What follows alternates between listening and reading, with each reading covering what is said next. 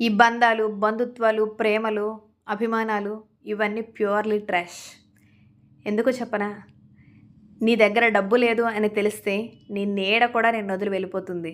ఎందుకంటే వెలుతురు లేని చోట నీడెలా వస్తుంది? చీకటిలో ఉండిపోతే ఆగిపోతుంది జీవితం. ఆ చీకటిని కూడా జయించుకొనొస్తేనే కదా జీవితం ఎలా ఉంటుందో మనం ప్రూవ్ చేసుకొని డిజర్వ్‌గా బతకగలం. అలాంటప్పుడు వస్తారు ఈ బంధువులు, బంధుత్వాలు, ప్రేమలు, అభిమానాలు అని చూపించుకుంటూ. చెరువు నిండితే వచ్చే కప్పల్లాగా. కానీ అలాంటి వచ్చే ప్రేమలు నిజమా? నిజం కాదు కదా!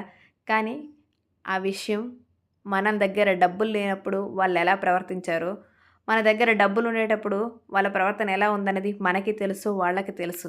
అలాంటప్పుడు దాన్ని ట్రూ లవ్ అని ఎందుకు అనుకుంటాం? అస్సలు అనుకోలేం.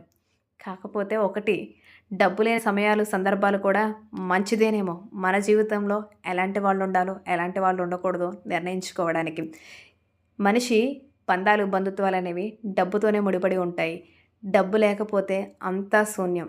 ఒక్కరోజు నువ్వు ఎన్ని సార్లు హెల్ప్ చేసి ఒక్కసారి హెల్ప్ చేయకపోయినా కూడా నీ వాల్యూ తీసి పడేస్తారు జనాలు. అలాంటి మూర్ఖుల మధ్యలో ఉన్నాం. తెలుసుకో మిత్రమా.